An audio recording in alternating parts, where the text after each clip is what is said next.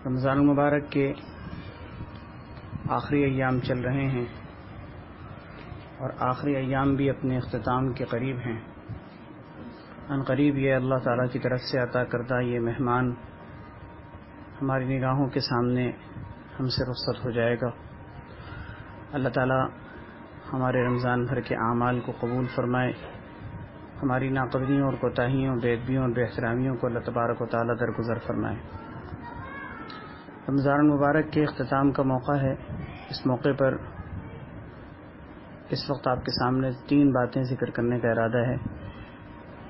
اللہ تعالیٰ حق کہنے سننے کی، سمجھنے کی اور ہم سب کو اس پر عمل کرنے کی توفیق عطا فرمائے۔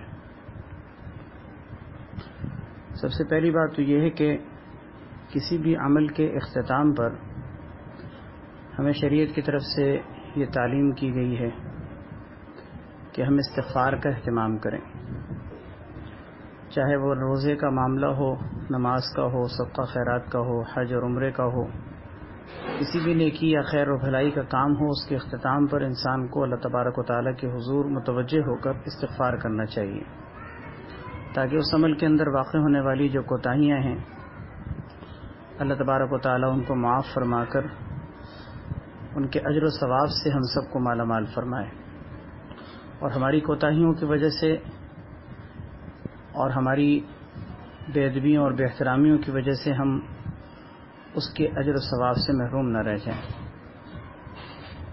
نماز ہم پڑھتے ہیں، نماز کے اختتام پر بھی ہمیں سلام سے پہلے یہ دعا تلقین کی گئی، اللہم انی ظلمت نفسی ظلما کثیرا۔ آپ اس پہ غور کیجئے کہ نماز ہم نے اللہ تبارک و تعالیٰ کے لیے پڑھی، ہم نے کوئی گناہ کا کام نہیں کیا، ہم نے نیکی کا کام کیا، لیکن اس کے باوجود نماز کے اختتام پر ہم کیا کہتے ہیں؟ اللہم انی ظلمت نفسی ظلما کثیرا۔ اے اللہ، میں نے اپنے نفس پر بہت ظلم کیا ہے، وَإِنَّهُ لَا يَغْفِرُ الذُّنُوبَ إِلَّا أَنْتَ، اور تیرے سوا کوئی گناہوں کو معاف نہیں کر سکتا، فاغفر لی مغفرۃ من عندک، تو اپنی رحمت سے، اپنی جانب سے ہمیں مغفرت کے خزانے عطا فرما دے۔ تو ہم نماز کے اختتام پر بھی یہ دعا کرتے ہیں۔ کیا مطلب؟ کہ ہماری نماز اگرچہ عبادت ہے، لیکن اللہ تبارک و تعالیٰ کے شایان شان جس طرح عبادت کرنے کا اور نماز پڑھنے کا اور رکوع و سجدہ کرنے کا جو حق تھا، جو تقاضا تھا، ہم اس کا عشر عشیر بھی ادا نہ کر سکے۔ تو اپنی کوتاہیوں پر نظر رکھنا اور کسی عمل کے بارے میں انسان کا اس گھمنڈ میں نہ رہنا کہ ہم نے یہ عمل کیا ہے اور ہم نے کوئی بہت بڑا کام کیا ہے اور ہم نے اس عمل کی بنیاد پر بہت بڑے بڑے درجات حاصل کر لیے ہیں، اس گھمنڈ میں نہیں رہنا چاہیے۔ اگرچہ اللہ تبارک و تعالیٰ سے اپنے عمل کے حوالے سے ہمیں پر امید بھی ہونا ہے، لیکن دوسری طرف ہم نے اپنی کوتاہیوں پر بھی نظر رکھنی ہے۔ حدیث میں آتا ہے قیامت کے دن اللہ تبارک و تعالیٰ کہ رحمت سے کوئی شخص جنت میں جائے گا، اپنے عمل کی بنیاد پر کوئی جنت میں نہیں جائے گا۔ نبی کریم صلی اللہ علیہ وسلم سے پوچھا گیا، یا رسول اللہ آپ بھی؟ آپ صلی اللہ علیہ وسلم نے فرمایا کہ ہاں میں بھی، مگر یہ کہ اللہ تعالیٰ مجھے اپنی رحمت سے ڈھانپ لے۔ تو اندازہ کیجئے کہ اپنے عمل کی بنیاد پر کوئی جنت میں نہیں جائے گا، یہ تو اللہ کی رحمت ہوگی کہ جو انسان کو ڈھانپ لے گی۔ تو رمضان المبارک کا یہ مہینہ اپنے اختتام پر ہے۔ اس ساری گفتگو کا حاصل یہ نکلتا ہے کہ ہم استغفار کا اہتمام کریں، اللہ تعالیٰ سے مغفرت مانگیں، بخشش مانگیں، اور اپنی کوتاہیوں پر نظر کرتے ہوئے، اپنی بے ادبیوں اور ناقدریوں کو دیکھتے ہوئے ہم اللہ تعالیٰ کے حضور معافی کی درخواست کریں اور کثرت سے استغفار کریں کہ اللہ تو ہمارے روزوں کو قبول فرما، ہماری کوتاہیوں کو معاف فرما۔ اس لیے آج کل جو رمضان کی آخری ساعتیں چل رہی ہیں، کثرت سے روزانہ استغفار کی تعداد کو اگر ہم پہلے سے پڑھ رہے ہیں تو اور زیادہ بڑھا دیں، روزانہ کے اعتبار سے ہم استغفار کی کثرت کریں۔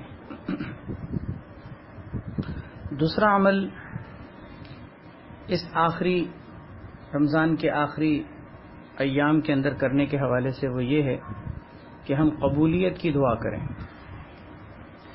قبولیت کی دعا اس لیے کہ اگر قبول ہو جائے تو چھوٹا عمل بھی بہت بڑا ہے، اور قبول نہ ہو تو انسان کے بڑے سے بڑے عمل کی بھی کوئی قدر و قیمت باقی نہیں رہتی۔ قرآن کریم میں اللہ تعالیٰ نے حضرت ابراہیم علیہ نبینا وعلیہ الصلاۃ والسلام کے بیت اللہ کو تعمیر کرنے کا واقعہ نقل کر کے فرمایا کہ انہوں نے اپنے اس عظیم کارنامے سے فراغت حاصل کرنے کے بعد اللہ تعالیٰ کے حضور یہ درخواست کی کہ ربنا تقبل منا انک انت السمیع العلیم، کہ اے ہمارے پروردگار ہماری جانب سے ہمارے اس عمل کو قبول فرما، بے شک تو سننے والا ہے، جاننے والا ہے، اور ہماری کمی کوتاہیوں کو معاف فرما، ہم توبہ کرتے ہیں، ہماری توبہ کو قبول فرما، بے شک تو توبہ قبول کرنے والا ہے۔ اس دعا کی حقیقت کو سمجھیں۔ یہ دعا اگرچہ بیت اللہ کی تعمیر سے فارغ ہو کر حضرت ابراہیم علیہ الصلاۃ والسلام نے مانگی تھی، لیکن یہ دعا ہمارے لیے ایک بہت بڑا سبق ہے کہ ہم ہر عمل کے اختتام پر اللہ تعالیٰ کے حضور متوجہ ہو کر قبولیت عمل کے لیے دعا گو ہوں۔ یہ قبولیت اعمال یہ اتنی بڑی دولت ہوتی ہے کہ انسان کے عمل کی توفیق سے بڑھ کر یہ چیز ہوتی ہے، کیونکہ اللہ کی طرف سے قبولیت ہو جائے تو ذرہ بھی پہاڑ سے کم نہیں ہے، اور قبولیت نہ ہو تو پہاڑ کی حیثیت بھی ذرے کے برابر نہیں رہتی۔ اس لیے ہم کیا، ہماری حیثیت کیا، ہمارے روزے کیا، ہماری نمازیں، ہماری تراویح، ہمارے اعمال کی کیا حیثیت ہے؟ قبول ہو جائے تو بہت بڑی حیثیت ہے، قبول نہ ہو تو کچھ بھی نہیں ہے۔ تو ہم نے دوسرا کام ان دنوں میں رمضان کی آخری ساعتوں میں کثرت سے یہ کرنا ہے کہ ہم اپنے استغفار کی تعداد کو بڑھانے کے ساتھ ساتھ قبولیت عمل کے لیے اس دعا کو بھی اپنے لیے ورد زبان بنائیں، اور وہ دعا یعنی ربنا تقبل منا انک انت السمیع العلیم وتب علینا انک انت التواب الرحیم۔ کثرت سے دعا مانگیں۔ بہت ہی بہتر ہوگا کہ ہم اپنی نمازوں کے بعد کم سے کم تین مرتبہ اس کو آج کل پڑھنا شروع کر لیں کہ اے اللہ تو ہمارے تمام اعمال کو قبول فرما، ہمارے روزوں کو قبول فرما، بھوک اور پیاس برداشت کرنے کو قبول فرما، قرآن پاک کی تلاوت کو قبول فرما، تراویح میں کھڑے ہونے کو قبول فرما، راتوں کی تہجد کو قبول فرما، سحری اور افطاری کے اعمال کو قبول فرما۔ ان ساری چیزوں کے لیے میں اللہ تعالیٰ سے دعا گو ہوں۔ تو ہر نماز کے بعد بہت ہی بہتر ہوگا کہ ہم تین مرتبہ اس دعا کو کثرت سے مانگنا شروع کر دیں۔ ربنا تقبل منا انک انت السمیع العلیم وتب علینا انک انت التواب الرحیم۔ یاد رکھیے، یہ صرف رمضان یا روزے کے حوالے سے نہیں ہے، یہ ایسا عمل ہے کہ جو ہم نے ہر عمل کے اختتام پر کرنا ہے۔ مثلا آپ نے نماز پڑھی، نماز کے بعد آپ فراغت حاصل کر کے جب اپنی جگہ سے اٹھ رہے ہیں تو اس موقع پر آپ کی زبان پر خود بخود یہ جاری ہو جائے ربنا تقبل منا۔ صدقہ خیرات کر رہے ہیں، کوئی چھوٹا صدقہ بھی اللہ کے راستے میں کیا، ربنا تقبل منا۔ زکوٰۃ کی ادائیگی ہوئی، ربنا تقبل منا۔ روزہ رکھنے کی توفیق ملی، ربنا تقبل منا۔ اسی طریقے سے حج اور عمرے کی سعادت نصیب ہوئی، ربنا تقبل منا۔ راستے سے اگر ایک پتھر بھی اگر آپ نے چلتے ہوئے کنارے کر دیا، کوئی کانٹے دار چیز یا کوئی گندی چیز یا جو لوگوں کو نقصان پہنچا سکتی تھی، آپ نے راستے سے اس کو ہٹا دیا، یہ بھی کرنے کے بعد ربنا تقبل منا۔ کوئی چھوٹی سی چھوٹی نیکی ہو یا بڑے سے بڑا عمل ہو، ہمیشہ ہر نیکی کے اختتام پر اس چیز کو اپنی عادت بنا لیں، ربنا تقبل منا۔ اور آج اس چیز کی بڑی کمی نظر آتی ہے کہ ہم اپنی قبولیت کے بارے میں فکر مند نہیں نظر آتے۔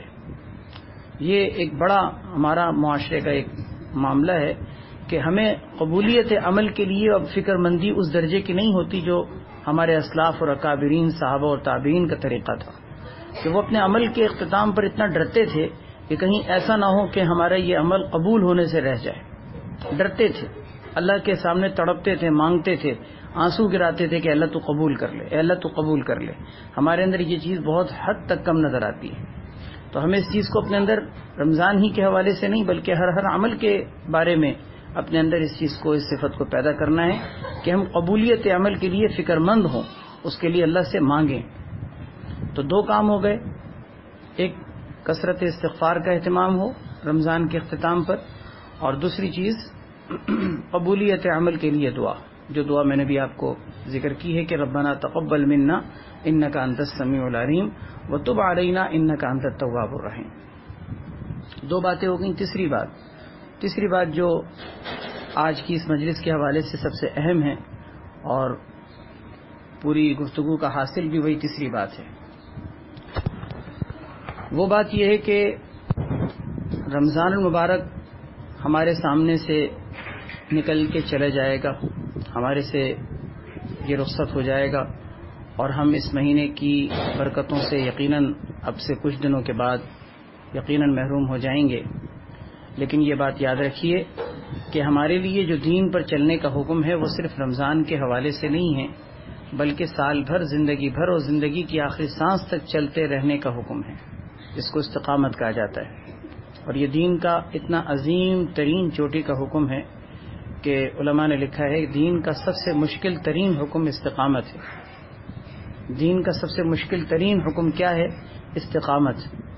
اس لیے کہ کسی عمل کا کرنا مشکل نہیں ہوتا، کسی عمل کا کرتے رہنا مشکل ہوتا ہے۔ چلنا مشکل نہیں ہے، چلتے رہنا مشکل ہے۔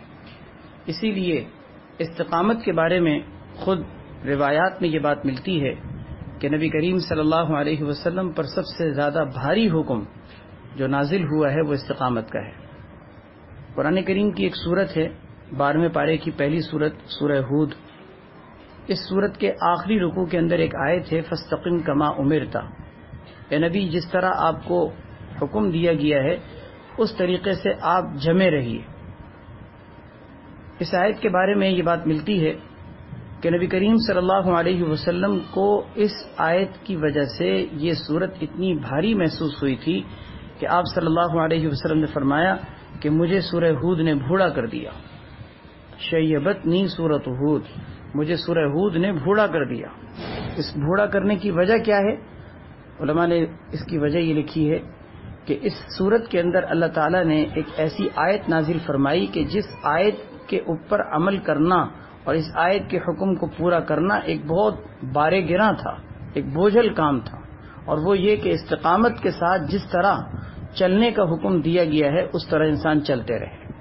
اور یہ حقیقت ہے کہ نیکی کرنا آسان ہے لیکن نیکی کو کرتے رہنا مشکل ہے۔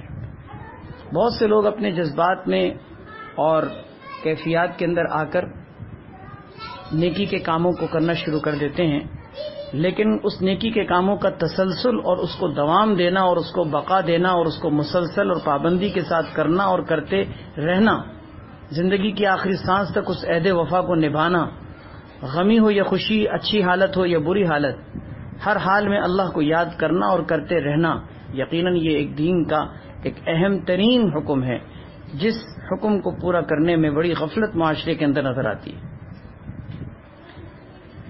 حدیث میں آتا ہے، نبی کریم صلی اللہ علیہ وسلم کا ارشاد ہے، احب الاعمال الی اللہ ادومها وان قل، اعمال میں سب سے زیادہ محبوب ترین عمل اللہ تبارک و تعالی کے نزدیک وہ ہے جو سب سے زیادہ پابندی کے ساتھ کیا جائے اگرچہ وہ تھوڑا ہی کیوں نہ ہو۔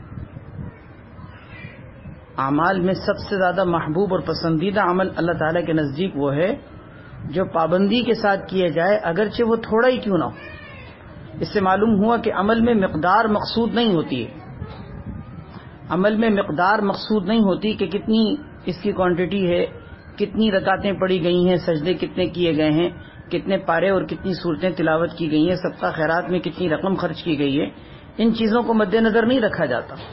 شریعت میں مقصود عمل کا حسن ہے، عمل کی کثرت نہیں ہے۔ اسی لیے حدیث کے مطابق اللہ تبارک و تعالیٰ کے نزدیک اعمال میں محبوب ترین عمل اس کو نہیں قرار دیا گیا کہ جس کی مقدار اور جس کے اندر تعداد زیادہ ہو، بلکہ اس عمل کو سب سے زیادہ بہتر اور پسندیدہ قرار دیا گیا کہ جو اللہ تبارک و تعالیٰ کی رضا اور خوشنودی کے لیے بندہ کرتا ہی چلے جائے، اس میں ناغہ نہ ہو، اس میں پابندی ہو۔ ہوتا ہمارے معاشرے کے اندر یہ ہے کہ ہم کسی عمل کو شروع تو کر لیتے ہیں لیکن اس عمل کو جاری رکھنا ہمارا ایک مزاج نہیں ہوتا۔ قرآن کریم کی تلاوت جوش آیا تو 5 پارے تلاوت ہو گئے، اور جوش ختم ہوا تو 5 صفحے بھی پڑھنے سے رہ گئے۔ جوش آیا تو رمضان میں 1 کے بجائے 2 3 قرآن کریم ختم کر دیے، اور جوش ختم ہوا، عید کا چاند نظر آیا تو قرآن کریم کے اوپر گرد اور مٹی بیٹھنے لگی اور اس کو صاف کرنے والا بھی کوئی نہ رہا۔ تو یاد رکھیں یہ کوئی دین پر چلنے کا مزاج اور دین پر چلنے کا کوئی طریقہ نہیں ہے۔ دین اس چیز کا نام ہے کہ انسان اپنی 24 گھنٹے کی زندگی کو شریعت و سنت کے مطابق ڈھال لے.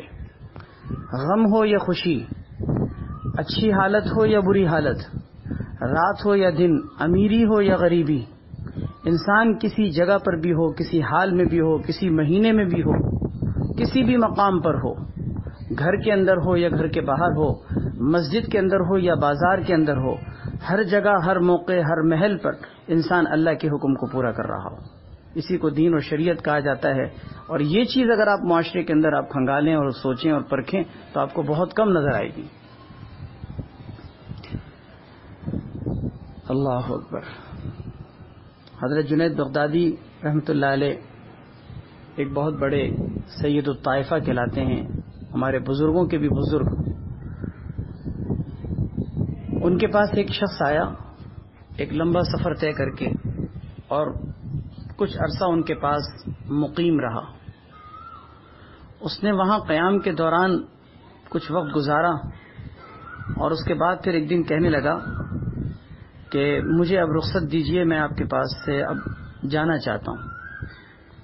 تو حضرت جنید بغدادی رحمۃ اللہ علیہ نے اس سے سوال کیا کہ تم اتنی دور سے میرے پاس آئے ہو اور یہاں ایک وقت گزارا ہے تم جس مقصد کے لیے یہاں پر آئے تھے، تمہیں کیا اس مقصد میں کامیابی حاصل ہو گئی اور تمہیں وہ دولت مل گئی جس دولت کو لینے کے لیے تم آئے تھے؟ اس شخص نے کہا کہ حضرت میں تو آیا تھا جس مقصد کے لیے، مجھے اس مقصد میں کامیابی تو نہیں ہوئی، اس لیے اب میں نے سوچا کہ میں اب کہیں اور جاؤں گا. تو حضرت جنید بغدادی رحمۃ اللہ علیہ نے اس سے پوچھا کہ تم کیا مقصد لے کر آئے تھے اور تم نے وہ کیا چیز ہے جو یہاں پر تمہیں نہ ملی اور تمہیں اس سے محرومی رہی اور اب تم مایوس ہو کے یہاں سے جا رہے ہو؟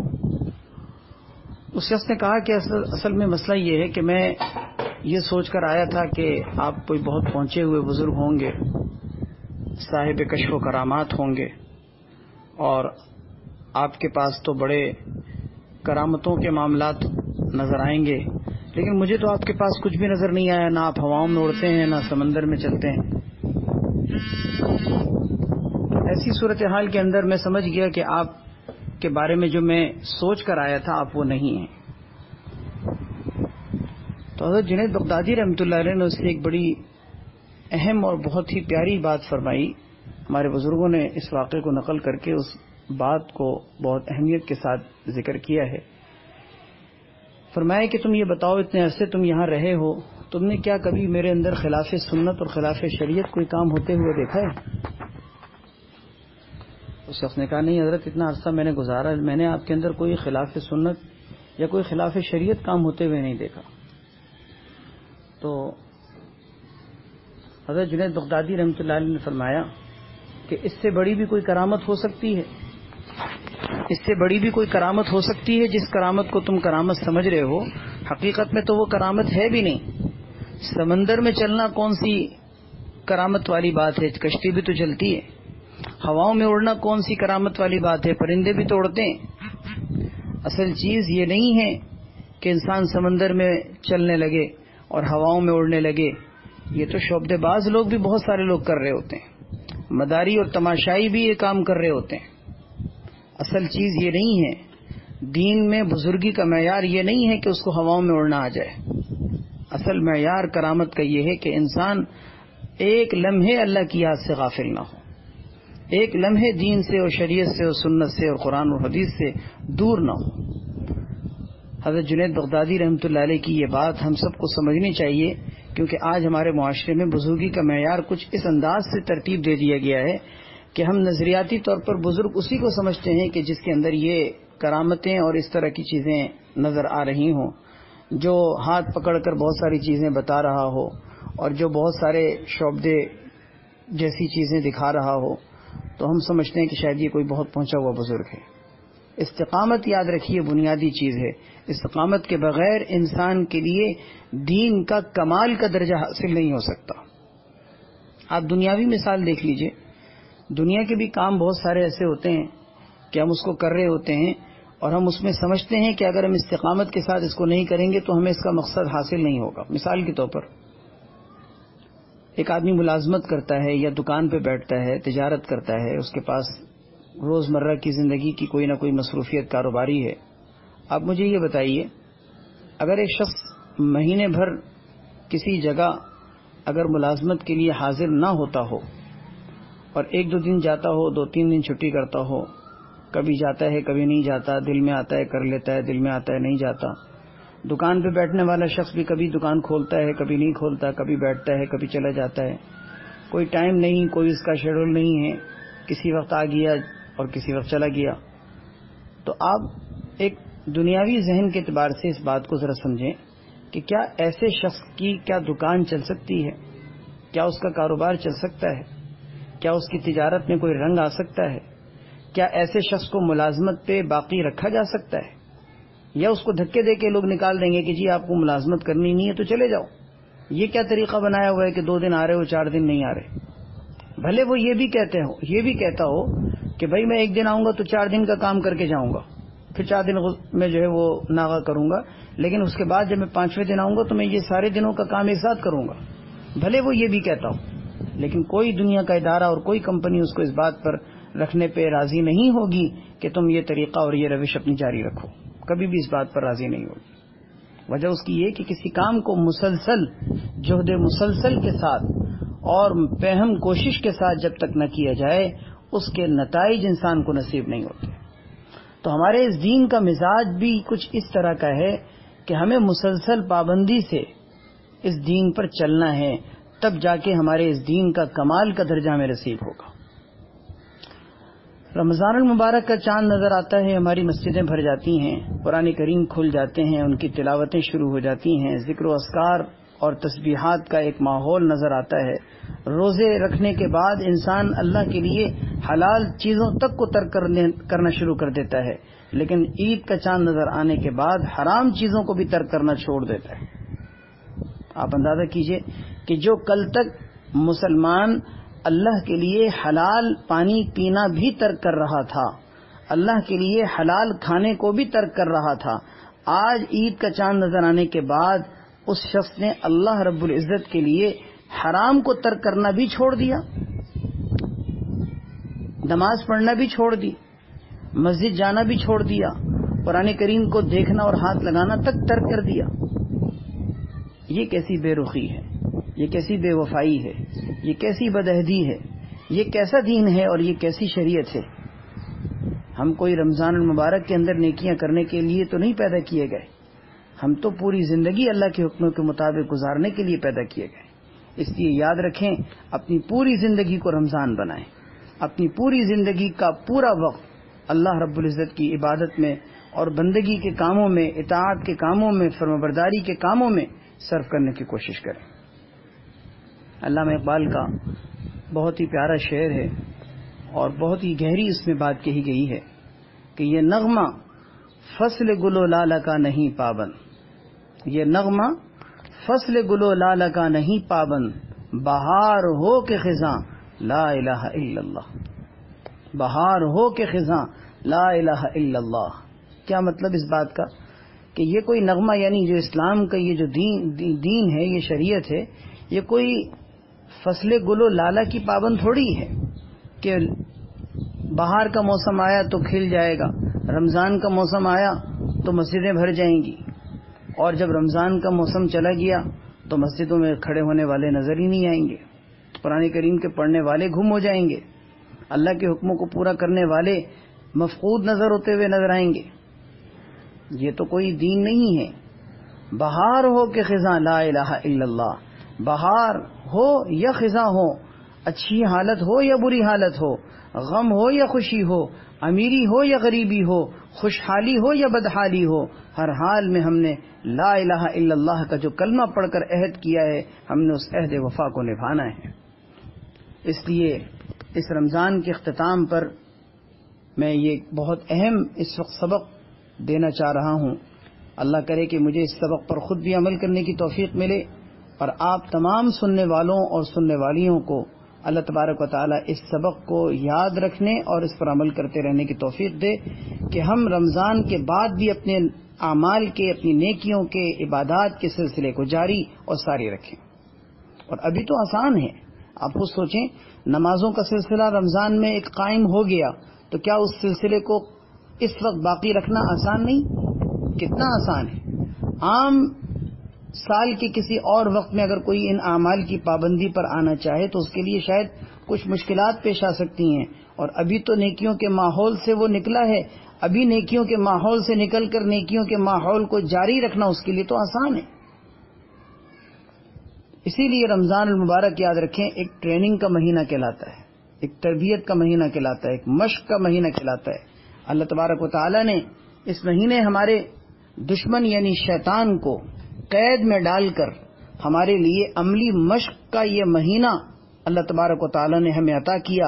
اب عملی مشق کے ساتھ ہم نے یہ مہینہ گزارا تو، لیکن اس کے بعد جب میدان کارزار میں ہم دشمن کے سامنے دو بدو مقابلہ شروع کرنے کے لیے اتریں تو اس وقت اگر ہم ان ساری محنتوں پر پانی پھیر کر پیٹ پھیر کے اگر بھاگیں تو مجھے بتائیے کہ پورے مہینے کی محنت تو پانی میں چلی گئی. میں اس کی ایک مثال دیا کرتا ہوں، چھوٹی سی مثال ہے، بات کو اگر سمجھنے کی کوشش کریں تو انشاءاللہ بہت اچھے طریقے سے سمجھ میں آئے گی. آپ نے فوجی ٹریننگ دیکھی ہوگی کہ کسی فوجی ٹریننگ کے اندر کوئی کاروائی ان کو سکھائی جا رہی ہوتی ہے، ایک مصنوعی کاروائی کہ بھئی آپ نے یہ کاروائی کرنی ہے. اس مصنوعی کاروائی میں سامنے دشمن نہیں ہوتا، لیکن ان کے ہاتھوں میں گنیں ہوتی ہیں اور ان کو ایک ڈرامائی انداز میں ایک مصنوعی کاروائی کا ایک پلان دیا جاتا ہے اور ان کو کہا جاتا ہے کہ آپ نے یہ فوکس کرنا ہے کہ یہاں پر ایک دشمن ہے اور اس کو آپ نے ٹارگٹ کرنا ہے اور اس طریقے سے آپ نے اس کو کل کرنا ہے. یہ ساری چیزیں ان کے سامنے رکھی جاتی ہیں اور ان کو ایک ٹریننگ دی جاتی ہے. اب ایک فوجی کو یہ ساری ٹریننگ کے مراحل سے گزارنے کے بعد، ان ساری ٹریننگ کے مراحل سے گزارنے کے بعد دشمن کے سامنے اتارا جائے اور کہا جائے کہ بھئی ہم نے تمہیں ساری چیزوں کی ٹریننگ دے دی ہے، اور اس وقت تو تمہارا دشمن بھی نہیں تھا، تمہاری ٹریننگ کرنا آسان تھا. اب میدان کارزار میں دشمن تمہارے سامنے آیا ہے، اب تم نے اسی کاروائی کو یہاں پر اپلائی کرنا ہے جو تمہیں عملی طور پر مشق کرائی گئی تھی. مجھے بتائیے کہ اگر اس فوجی کو یہ ساری ٹریننگ کے مراحل سے گزارنے کے بعد جب دشمن سامنے ہو اور وہ اس دشمن کو دیکھ کر کانپنے لگے، گن پھینکے اور پیٹ پھینک کے بھاگے، تو کیا کہیں گے ہم اسے؟ ہم یہ کہیں گے کہ تم نے ساری ٹریننگ پر پانی پھیر دیا، تم نے ساری محنت کو اکارت کر دیا، ساری ٹریننگ کو تم نے ضائع و برباد کر دیا. تمہیں تو اس لیے یہ سارا پڑھایا سکھایا لکھایا گیا تھا کہ تم دشمن کے سامنے ان چیزوں کو نافذ کرو، تم ان عملی مشق کے طریقوں کو وہاں پر اپلائی کرو، اس لیے تم کو یہ ساری چیزوں کی ٹریننگ دی گئی تھی. دشمن کو دیکھ کر تم نے پیٹ دکھا کر وہ ساری ٹریننگ کے سارے مراحل کو ضائع کر دیا. آپ ذرا اس مثال کو سامنے رکھ کر بالکل اسی رمضان کو ذرا دیکھیے کہ ایک مہینے تک اللہ تبارک و تعالی نے ہمارے دشمن کو یعنی شیطان کو قید میں ڈال دیا اور ہمیں مشق کرائی گئی تقویٰ کی. اور کس طرح مشق کرائی گئی؟ حرام چیزوں کو ہی نہیں بلکہ حلال چیزوں کو بھی ترک کروایا گیا. کیوں کروایا گیا؟ تاکہ حرام چیزوں کو ترک کرنا آسان ہو جائے. اب ایک انسان ایک مہینے تک پانی کو، کھانے کو، لذتوں کو دن بھر بھوک اور پیاس کی حالت میں برداشت کر رہا ہے اور ان لذتوں کو حاصل نہیں کر رہا، اللہ کے لیے بھوک اور پیاس کو برداشت کر رہا ہے. یہ حلال چیزوں کو کیوں ترک کروایا جا رہا ہے؟ تاکہ ایک مہینے کے بعد جب دشمن کھلے گا یعنی شیطان سامنے آئے گا تو تمہارے لیے وہ جو حلال کو چھوڑ کر تمہیں ٹریننگ دی گئی تھی، حرام کو چھوڑنا تمہارے لیے آسان ہو.